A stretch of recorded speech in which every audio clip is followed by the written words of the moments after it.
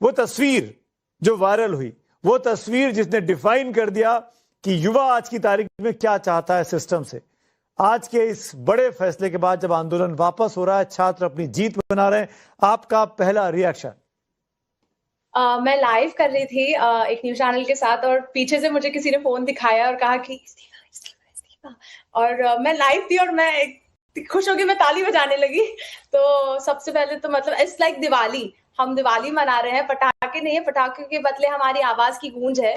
तो मैं घर पर आई, मेरा भाई 10 साल का है और मतलब सिर्फ जेन जी ही नहीं, जेन अल्फा भी बहुत काफी हद तक जुड़ चुका है इससे। जैसे ही मैंने उनसे बोला इस्तीफा मिल गया तो हम दोनों बहुत जोर से चिल्लाने लगे और मजे करने लगे। तो अच्छी बात है। फिर जब मैंने, ये मेरा फर्स्ट रिएक्शन था, बट आपका और किस सवाल है तो मैं उसे भी आंसर करूंगी। रिया, एक सवाल और लूंगा मैं आपसे, फिर मैं आपको जाने दूंगा, और वो ये कि आपने जब पुलिस वैन के आगे ऐसे खड़ी हुई, वो जो तस्वीर है आपकी जो वायरल हुई, आपको पता था कि आप एक आइकन बन जाएंगी 24 घंटे में? मुझे अभी भी सररियल लग रहा है, मुझे अभी भी बिलीव नहीं हो रहा है कि ये सब हो चुका है। मैं अभी मम्मी से बात कर रही थी और वो उनके फीड भी पूरा इस सब भर चुका है। तो ऑनेस्टली मुझे लगता है काफी वक्त लगेगा। अभी मैं रिया नहीं बोल रही हूँ, अभी मैं वही लड़की हूँ जो वैन के सामने खड़ी थी। मैं ऑटो पायलट पर चल रही हूँ और प्रशंसा के साथ साथ काफी मुझे बाकी चीजें भी आ रही हैं, बट वो तो मेरे कुछ बोलने से पहले ही ये सारे लोग आके आवाज उठा देते हैं। Would you like to say something to Abhijit Deepke and Cockroach Janata Party for this moment? कुछ कहना चाहेंगे आप? We did it, everyone, we did it, but the fight is still not over. Protest हम जो physically वापस जा रहे हैं, बट हम फिर भी लगे रहेंगे जब तक ये जो स्कीम्स उन्होंने इंट्रोड्यूस की है वो पूरी इम्प्लीमेंट ना हो जाए। That is very important to successfully be implemented. What is important, 2024 में भी हुआ था, तभी भी सेम स्क्रिप्ट बोली गई थी राज्यसभा में कि ये होगा वो होगा। तो वो एक छोटी सी बच्ची की जो रील है, करवा देंगे नहीं, करवा दीजिएगा, वो चाहिए हमें। Right, thank you so much Riya for sparing our time. Thank you so much. Priyanka ji मेरे साथ हैं, यशवंत देशमुख मेरे साथ जुड़ रहे हैं, और भी तमाम मेहमान आप स्क्रीन पर देख पा रहे हैं। प्रियंका जी, मेरा पहला रिएक्शन आपसे, प्रियंका चतुर्वेदी की बात कर रहा हूं, फिर मैं उस पर आता हूं, क्योंकि प्रियंका जी काफी देर से इंतजार भी कर रही थी और काफी ये प्रॉमिस था कि मैं आपसे पहले बात करूंगा। लेकिन प्रियंका जी, मैं जानना चाहूंगा, क्या इसके बाद अब आपको समझ में आ गया कि लोकशाही की ताकत क्या होती है, लोकतंत्र की ताकत क्या होती है? तमाम राजनेताओं के लिए भी ये क्या मैसेज है कि कॉम्प्रोमाइज मत करिए, लड़िए अपने वैल्यूज के लिए? नहीं, लोकशाही की ताकत तो हम समझते हैं।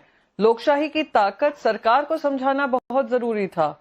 जो जेन जी ने अपने माध्यम से, अपने तरीके से, एकजुटता से लाठीचार्ज सहन करके, पुलिस की बर्बरता सहन कर उनको एंटी नेशनल से लेकर पाकिस्तानी फंडेड से लेकर पता नहीं क्या क्या उन पे आरोप लगाकर, फिर भी उनके मनोबल नहीं टूटा, वो लड़ाई लड़ते रहे और आज उसका जो मैं मानती हूं उसकी जो रिजल्ट है, परिणाम है, आज सबके सामने है। तो ये हाँ बिल्कुल हम सबके लिए सीख की बात है। एक सरकार को कैसे सिखाना है कि अकाउंटेबिलिटी क्या होती है, सरकार को कैसे बताना है कि ये अहंकार का जो नशा होता है सत्ता का, वो कैसे खत्म करते हैं, वो देश की जनता ही, और इस टाइम जेन जी के माध्यम से उन्होंने जवाब दिया है। दूसरी चीज आपको बता दूं, सबसे महत्वपूर्ण संदेश इसमें यह है कि जब से सरकार बनी है उन्होंने डर का माहौल बनाकर रखा है कि अगर आप मुंह खोलोगे तो आपके घरों पे छापे लग जाएंगे, अगर आप मुंह खोलोगे तो आपको जेल में धर दबोचेंगे, अगर आप मुंह खोलोगे तो आपको एंटी नेशनल बता देंगे, अगर आप मुंह खोलोगे तो हम आपके पीछे पुलिस छोड़ देंगे, अगर आप मुंह खोलोगे तो हम अपनी पूरी स्टेट की ताकत आपके ऊपर लगा देंगे। जेन जी ने हमें करेज और फियरलेसनेस सिखाया है कि अगर अकाउंटेबिलिटी चाहिए तो हमें इन सारे लोगों को जो ये डर का माहौल बनाते हैं उनसे सीधा लड़ाई लड़नी पड़ेगी। और वो हम सबके लिए, मैं इसको एक नेशन का अवेकनिंग मानती हूं कि यह काम हुआ है, बहुत बड़ा काम किया है जेन जी ने, और एक बहुत बड़ा क्विक रिस्पॉन्स और चाहूंगा मैं आपसे, क्योंकि डिलिमिटेशन बिल आना है, संसद का सत्र चल रहा है, हालांकि अब आप मेंबर ऑफ पार्लियामेंट नहीं है, पर आपको लगता है कि ये जो यूनिटी दिखी इन छात्रों के बहाने, जो अपोजिशन में यूनिटी दिखी, वो बनी रहेगी आने वाले वक्त में भी? देखिए, डिलिमिटेशन आता है नहीं आता है, किस रूप में आता है, अभी तक हमें कुछ आइडिया है नहीं। सबसे पहले जो वादा किया जा रहा है कि वो एग्जाम्स को लेकर है, जो कि एक बिल 2024 में पास हुआ, वो 2 साल के अंदर अंदर उनको फिर से रिविजिट करना पड़ रहा है, फिर से अमेंडमेंट करना जरूरी पड़ रहा है। तो देखेंगे किस तरीके से माहौल बनता है, पर उम्मीद करती हूँ कि पार्लियामेंट फिर से रिकन्वीन होकर जब होगा मंडे को, तो वो जो प्रक्रिया है वो शुरुआत होगी, और जिस तरीके से पेपर लीक का मामला रिजॉल्व हुआ है, उसी तरीके से भगवान श्री राम के मंदिर में जो चंदा चोरी हुई है उस पे भी अकाउंटेबिलिटी तय होगी। चंदा चोरी भी मामला है, इथेनॉल का भी मामला, बहुत से मामले चल रहे हैं। सरकार की तरफ से तैयारी पूरी है। खबर तो ये भी आ रही है कि शरद पवार साहब की पार्टी एनसीपी एक होने वाली है, शिवसेना की टूट हो चुकी है, डीएमके भी डिलिमिटेशन बिल पे सरकार के साथ आ सकती है। ऐसे में सरकार भले ही यहां झुकती हुई दिखाई दे रही है, धर्मेंद्र प्रधान का इस्तीफा हो जा रहा हो, लेकिन सरकार के हौसले कमजोर नहीं पड़े। सिंह साहब, आरपी सिंह मेरे साथ जुड़े हुए हैं, बीजेपी के प्रवक्ता। सबसे आखिर में माफी चाहता हूं, आपका परिचय नहीं करा पाया मैं। आरपी सिंह साहब, क्या आपको लगता है ये झटका है सरकार के लिए, या सरकार ने एक मेच्योरिटी दिखाई है अपना कदम पीछे खींचकर लंबी छलांग लगाने के लिए? देखिए, राजनीति में कई बार कई कदम इस प्रकार से लेने पड़ते हैं जिसको आप उसको राजनीतिक भाषा में झटका कहें या कुछ भी करें, परंतु जो मूल बात है कि क्या छात्रों के हित में क्या था, उसके मद्देनजर में सरकार ने कदम लिए, और सरकार लगातार डायलॉग में थी। सोनम वांगचुक से भी जी से भी डायलॉग में थी और छात्रों से भी डायलॉग में थी जी। उसका आउटकम हुआ कि एक सकारात्मक दिशा में काम चला है, एक पूरी बात आगे बढ़ी है। एक दूसरा ये कि अब मंडे को बिल वापस पेश होना है, नए ढंग से बिल पेश होना है। मैं अपेक्षा करूंगा जितने यहाँ पैनलिस्ट भी बैठे हैं वो भी एक सेकंड दे दीजिए, एक सेकंड जी जी, वह भी और बाकी जो उनके नेता है वह भी उस पूरे के अंदर पॉजिटिवली सुझाव देकर डिटेल में जानकारियां और इकट्ठी कर जो उसमें सुधार हो सकता है वो सुधार करें जी। वो ये ना हो कि फिर मैं आता हूं आपके पास। मेरे पास सभी सिंह साहब, आपसे सबसे अधिक सवाल मुझे पूछने हैं। Let me go to other panelist. Sarthak के पास जाना चाहूंगा मैं, बिकॉज सार्थक वो लड़का है इस टीम का, हमारे सामने जो पैनल बैठा हुआ है इसमें सबसे यंग बच्चा, 12th क्लास में था। इसने 12वीं के बोर्ड के एग्जाम दिया है, इसके 12वीं बोर्ड की परीक्षाओं में दिक्कतें हुई।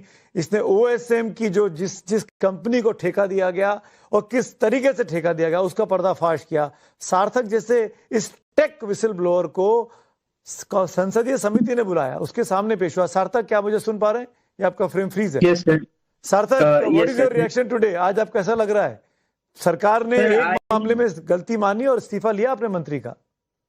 जी सर, मुझे अच्छा लग रहा है कि जो स्टूडेंट्स की आवाज थी, जो स्टूडेंट्स की अकाउंटेबिलिटी की आवाज थी, वो सरकार ने उसे सुना, सरकार ने उसे जाना और अकाउंटेबिलिटी का एक्शन लिया। जो स्टूडेंट्स की डिमांड थी उस पर सरकार खरी उतरी।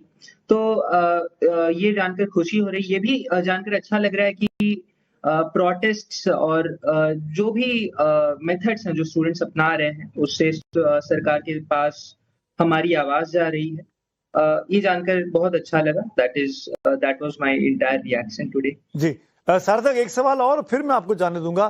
क्या क्योंकि ये जेनजी थे, क्योंकि ये जेन अल्फा थे जो फर्स्ट टाइम वोटर बनेंगे आपके जैसे लोग, या सेकंड टाइम वोट करेंगे, चुनाव तो अपने देश में हर 6 महीने में, साल भर में किसी ना किसी राज्य में चलते रहते हैं, क्या ये लगा सिस्टम को, सरकार को, कि यूथ के साथ यूथ को एड्रेस करना जरूरी है वरना नुकसान हो जाएगा?